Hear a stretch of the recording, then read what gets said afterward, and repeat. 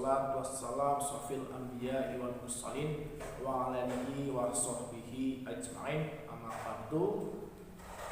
Alhamdulillah, pada kesempatan yang baik ini kita diberikan nikmat sehat, nikmat yang sangat luar biasa, sehingga kita bisa melaksanakan kegiatan dan aktivitas pada pagi hari ini dalam keadaan sehat pula. Allahumma amin.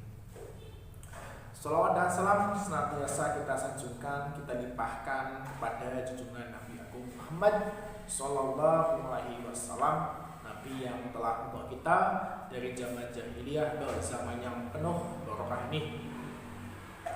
Anak-anakku, pada kesempatan yang baik ini kita akan melanjutkan materi yang mana pada pertemuan kemarin kita sudah membahas ataupun sudah belajar bersama terkait pembelajaran tentang perilaku jujur. Nah, perilaku jujur tersebut bisa kita terapkan kepada diri kita sendiri, orang lain, dan juga jujur terhadap Allah dan juga Rasulnya. Namun sebelum kita masuk ke dalam materi pembelajaran berikutnya, alangkah baiknya kita berdoa terlebih dahulu supaya kita diberikan kemudahan, kelancaran, dan pastinya mendapatkan ilmu yang berkah dan manfaat. Allahumma amin. Kita mulai dulu, kita berdoa. Bismillahirrahmanirrahim.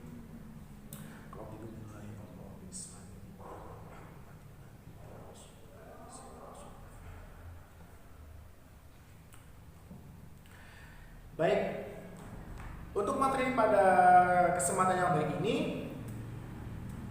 yaitu menuai keberkahan dengan rasa hormat, taat kepada orang tua dan juga guru. Nah, nantinya pun kalian bisa mengambil dalam pembelajaran ini. Yang pertama itu targetnya kalian bisa menghormati kedua orang tua, menghormati guru, patuh terhadap perintah orang tua dan juga guru,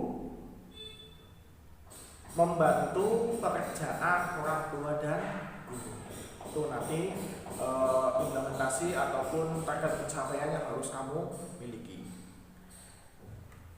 Kita bahas dulu yang pertama, hormat dan kasih sayang kita terhadap orang tua. 9 bulan 10 hari adalah masa kita di dalam kandungan, di mana orang tua kita, khususnya ibu, telah mengandung kita, menjaga kita di dalam kandungan. Dan menjaganya itu pun dari berbagai macam, ya. Yang pertama pasti menjaga kita secara lahiriah dan juga batiniah. Orang tua kita memberikan asupan gizi terhadap kita selama di kandungan berupa vitamin yang mana supaya kita menjadi bayi yang dalam kandungan menjadi yang sehat dan keluarnya pun menjadi manusia yang baik, ya, yang berbakti kepada orang tua. Nah, salah satu berbakti kepada orang tua ketika kita sudah lahir di dunia, itu membantu apa yang diperintahkan oleh orang tua. Yang selanjutnya mentaati apa yang menjadi hak dan juga kewajiban kita sebagai anak terhadap orang tua. Yang selanjutnya kita pun juga harus patuh, ya, patuh dan taat terhadap perintah yang disampaikan oleh orang tua. Karena apa? Karena Allah pun memerintahkan kita supaya kita taat dan patuh terhadap orang tua. Di dalam Quran surat Al-Isra ayat 23, yang artinya, dan Tuhanmu telah memerintahkan agar kamu jangan menyembah selain Dia, dan hendaklah kamu berbuat baik kepada bapak dan ibu. Jika salah seorang di antara keduanya dan keduanya sampai berlanjut usia, maka jagalah, peliharalah dengan baik. Maka jangan sekali-kali engkau mengatakan kepada keduanya dengan kata malas, ini, itu. Nah, gak boleh. Ya. Jadi di dalam Quran surat Al-Isra ayat 23 ini kita diperintahkan oleh Allah untuk apa? Untuk menjaga orang tua kita. Ketika apa? Ketika mereka sudah lanjut usia. Kita membalas budi. Ya, waktu kecil kita sudah dikasih semua yang kita minta. Kasih sayang orang tua itu sangat luar biasa. Begitu. Ya. Menjaga ketika kita masih bayi, ketika kita masih anak-anak dari tingkatan sekolah, ya, sampai kita mungkin sudah dewasa, nantinya masih dijaga, ataupun baktinya ataupun jasa orang tua kita sangat luar biasa. Coba bayangkan kalau misalkan kita pun tidak dijaga oleh orang tua, bagaimana nasib kita? Ya, kita masih bersyukur masih bisa diberikan kasih sayang terhadap diri kita sendiri oleh orang tua, dibandingkan dengan orang di luar sana yang mungkin belum bisa mendapatkan kasih sayang sepenuhnya dari orang tua. Ya. Dan bagaimana rasa hormat kita terhadap orang tua kita selama masih hidup, ya, dan nantinya ketika orang tua kita sudah meninggal, ya, kita harus menjaga nama baik, ya. Kita harus menjaga nama baik orang tua kita. Yang selanjutnya, kita wajib mendoakan, ya, mendoakan orang tua. Setelah kita melaksanakan kewajiban kita, yaitu sholat. Setelah sholat, kamu berdoa kepada Allah, ya Rabbana atina fid dunya hasanah wa fil akhirati hasanah wa qina adzabannar. Kita doakan kedua orang tua kita. Nah, tadi selama masih hidup, ya kita harus menuruti apa yang diberitakan oleh orang tua kita. Sekali lagi, kita nggak boleh mengatakan malas, ini itu. Orang tua apaan sih? Bukan.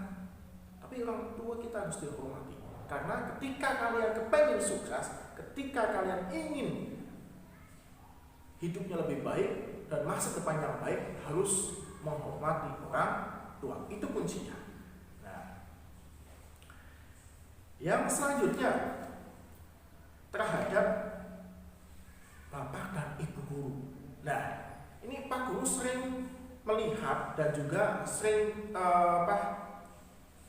kejadian berkali-kali dalam berkomunikasi terhadap bapak ibu guru, ya, antara ya murid dengan bapak ibu guru itu komunikasinya kurang baik. Kenapa Pak Guru menyampaikan seperti itu?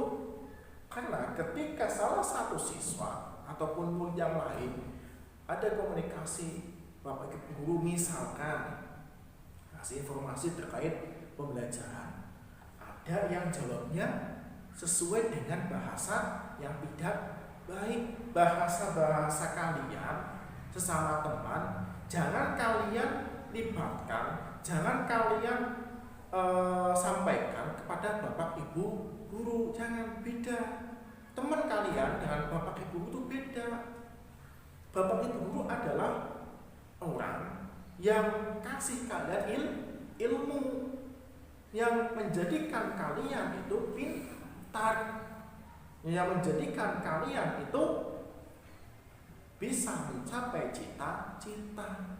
Dan bapak ibu guru di situ pun juga tidak memintanya berlebihan, nggak mintanya macam-macam, hanya meminta seorang peserta didik, seorang siswa dan siswinya satu menjadi anak yang baik, menjadi anak yang berprestasi. Itu yang diinginkan oleh bapak ibu guru. Maka dari itu, tolong ya, untuk semuanya saja gunakan bahasa yang baik, gunakan bahasa Indonesia yang baik saat berkomunikasi kepada ibu ataupun bapak ibu guru. Ya, itu merupakan salah satu bentuk kalian menghormati, bentuk kalian patuh terhadap guru. Ya, jadi jangan seenaknya sendiri ketika komunikasi. Nah, ketika dalam dunia keseharian, khususnya kalau misalnya kita berangkat sekolah, kita cium tangan terhadap bapak ibu guru. Nah, cium tangannya pun harus ada etikanya. Cium tangan itu bukan di batuk ya, bukan di sini, bukan di sini, bukan di sini, bukan di sini, atau apa? Ya namanya cium tangan itu. Ya di sini, di sebelah sini.